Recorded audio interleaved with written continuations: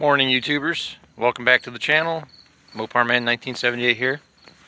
Here this morning on a day off, and I'm going to show you what I'm going to get started on. I will be taking off the Edelbrock 600 with the 1-inch 4-hole spacer plate. As you can see, let me get the old light on. You can see that gap that goes between the two separate, the front primaries and the rear primaries. I did that for pulses in the carb and the intake. Anyway, what I want to do is, a lot of people don't know, when you run around on the two-barrel of the Edelbrocks and Hollies, you get around 400 CFM, give or take, probably a little bit more, even if you fine-tune it. So you're not getting the best of gas mileage. And then you have your secondaries. But when you run a Thermoquad, like I'm getting ready to do,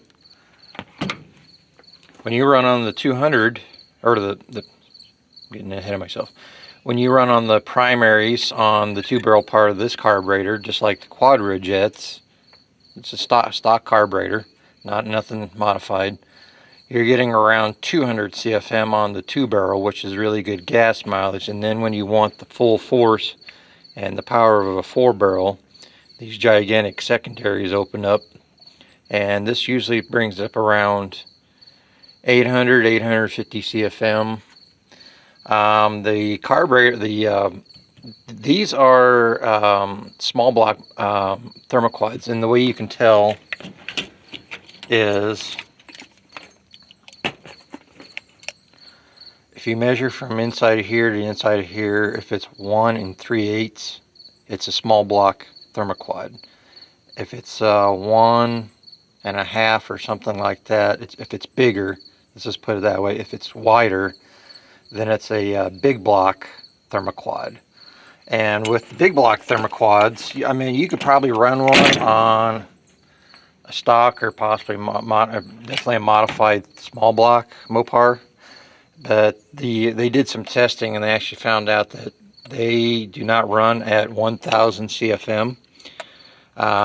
They ran around about 919 CFM, if I remember the article where the guy did a dyno test on a stock big block Thermoquad. But anyway, so I went to Mike's Carburetorparts.com. He's got all kinds of rebuild kits and parts and stuff for older 1-barrel, 2-barrel, 4-barrel carburetors and so on, from different makes and models of carburetor companies. And he's got diagrams showing what your serial number of your carburetor, what it came off of, and what size engine and years, whatnot, it came from. I bought the rebuild kit, which is $40-some. It's a complete kit, unlike the O'Reilly's one. It actually came with a accelerator plunger and a couple other pieces. And the only thing is that I don't recommend using their little black plastic tube that goes between the two nipple ports that attach to make the accelerator plunger function and squirt the fuel out through this here, right here. It was just a tad bit loose on the little, what I call the little barbed nipple that comes off of each side on the internals of the carburetor. I don't know the proper terminology for it, so that's just what I'm running with. People just have to deal with it. Anyway, so what I did was I was doing some research, and I belong to a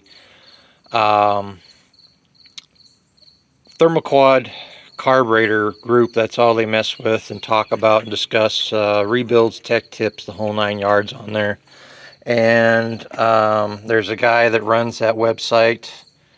The last name is Manley. And he's got the little symbol of what looks like the Canadian flag, which is the red maple leaf with the white background. Anyway, he has his own YouTube channel. Go check him out over there. I'll put the all this information I'll be talking about today will be in the description down below, including my PayPal account, so you can, if you want to donate to the channel to help stuff move a little bit faster. It's not set up on friends and family. It's just strictly PayPal, so there's no chance of possible hackers or scams or anything that might hack in and get personal information and whatnot. I was reading up on that, so that's how my account is set up. But anyway, I've been buying and selling stuff using my PayPal account, so there's nothing wrong with it. But anyway, Mike's Carburetors also sells these brand new vacuum assist for the opening and closing of the carburetor. That was about oh gosh, $12 or $14 by itself. Can't quite remember. Anyway, I was going to buy, I got brand new brass floats in there, and so I got rid of the neoprene or whatever those ones are called that came from the factory in there. Mike's was a little expensive. Those were like $12 and something a piece, or a little bit more than that, 12 or 14 a piece. And I was able to buy a brand new pair off of eBay for $17 plus free shipping. So those are in there. I'll be buying, you can either get them from Moroso, or O'Reilly's has it on their shelf back where they have all the black vacuum line tubing in little pre-cut sections. The different colored vinyl vacuum plug caps. I'll be plugging this one off. I forgot which one. I think it's this one on the driver's side is for the distributor. And then whatever other one's going to get blocked off, this will be for the vacuum advance. And then this one has 4 ports on the back. One's for the vacuum assist. This one is going to be blocked off with another cap. And then these 2 are going to get plugged off as well. This is just emissions crap. And then what I'm going to do is to kind of clean the carburetor up, but it'll still function and have some type of ventilation for the fuel bowl in here, because originally the fuel there would be a fuel bowl tube that would come out, vent tube that would come out the side here for emissions vehicles, even though mine's considered still emissions.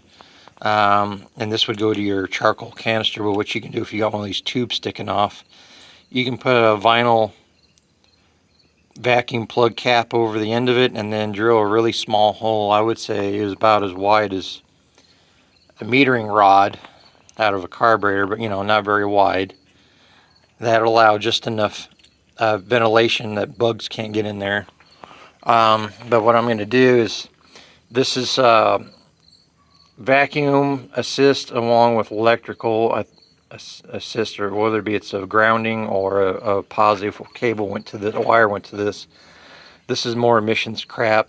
This has got a little spring with a little arm in there, and on the end of the arm there's a little flat plunger. Sometimes it's just a round, flat, solid plunger, or it's the round plunger with a couple little notches cut out in it for ventilation. This is a ventilation tube.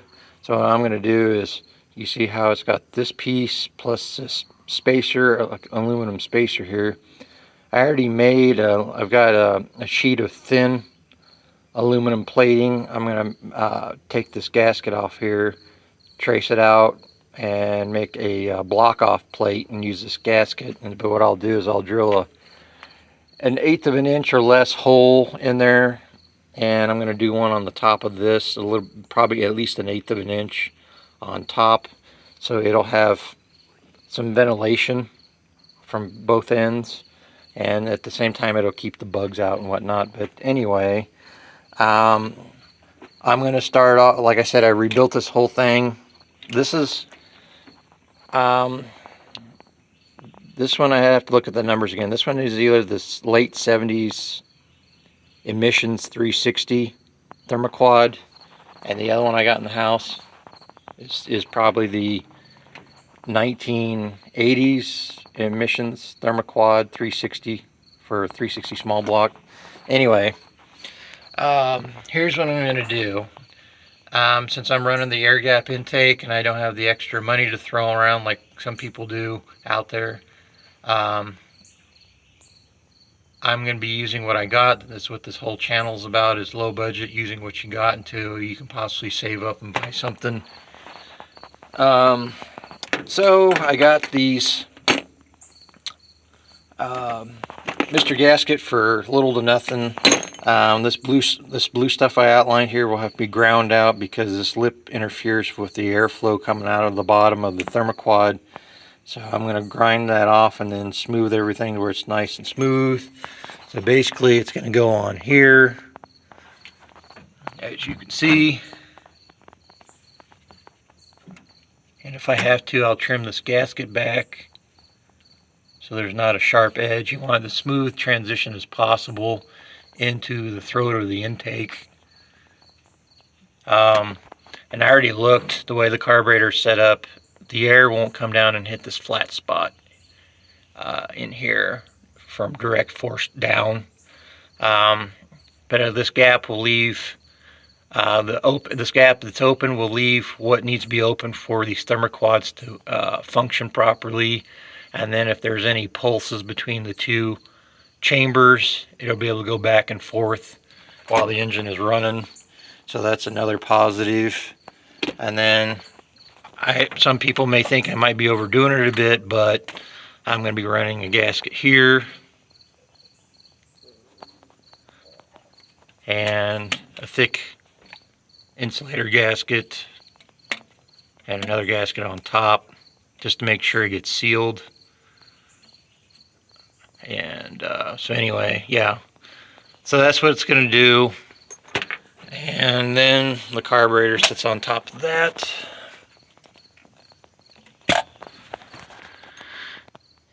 And it'll fully function, and none of the primary butterflies or the secondary butterflies, when they fully open, will not have any obstructions, and it'll have a clear path to flow air like it's supposed to.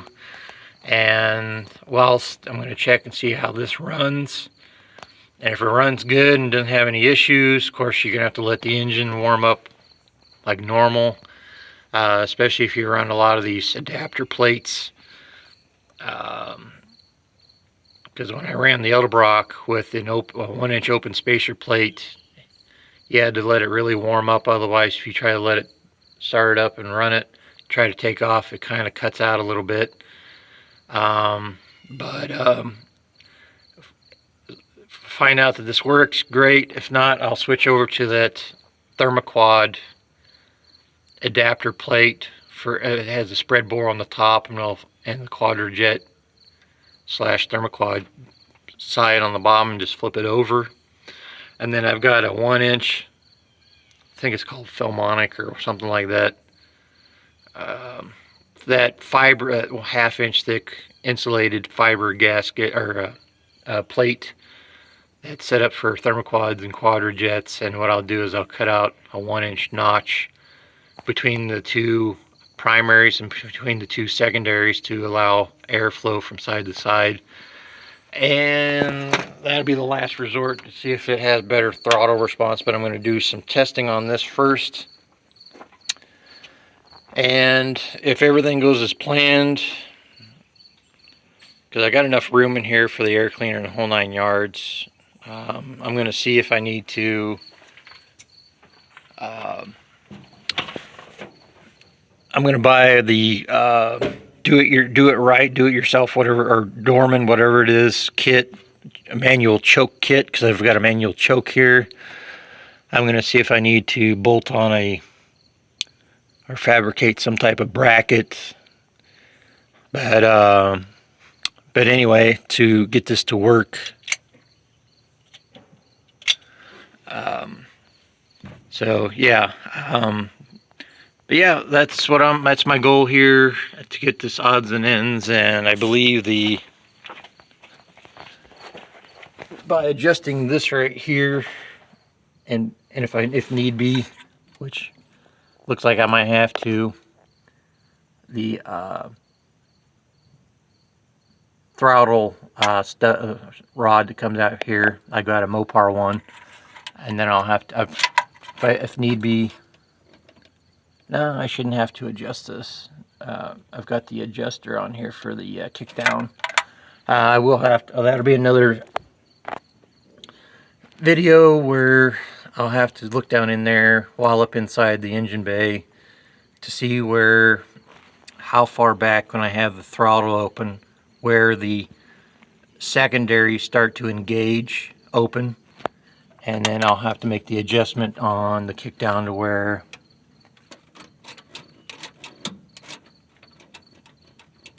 it starts to engage the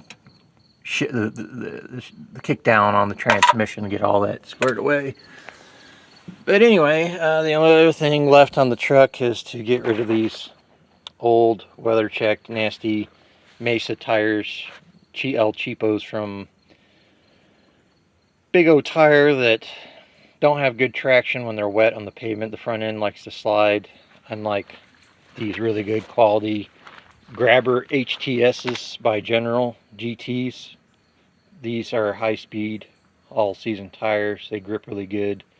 I got a set of tires picked out at the local tire shop, Mom Pa Tire Shop. 112 a piece. I think that's out the door. 112, maybe 120 with bouncing, and out the door if I bring the rims in. So yeah, tire prices have skyrocketed under FJB. But anyway, yeah, so stay tuned for more on the upgrade and the mods for the Thermoquad on Project Jeb Stewart here. Get that done. And I'm ordering Friday the actual special U-bolts for the 8 3/4 on the Dart from Mancini Racing, that has the flat spots on the underside with the crosshatch patterns in it to grip. $80 some plus shipping. It's a little expensive for U-bolts, but anyway. Anyway, stay tuned for all that stuff, and until next time, hope you enjoyed this video. Subscribe. Doesn't cost you anything, and you can leave anytime you want, unsubscribe. And if you subscribe, if you're one of the new people, make sure you post a comment in one of the videos, one of my many videos that you watch, and that guarantees that your subscription is anchored in, because YouTube likes to randomly go through YouTube channels and just get rid of a few subscribers just because none of them have posted any comments. So if you like what you see, if you watch all my older videos and my catalog of videos, there's a lot of tech tips, a lot of different stuff, so on and so forth. Anyway, have a good day.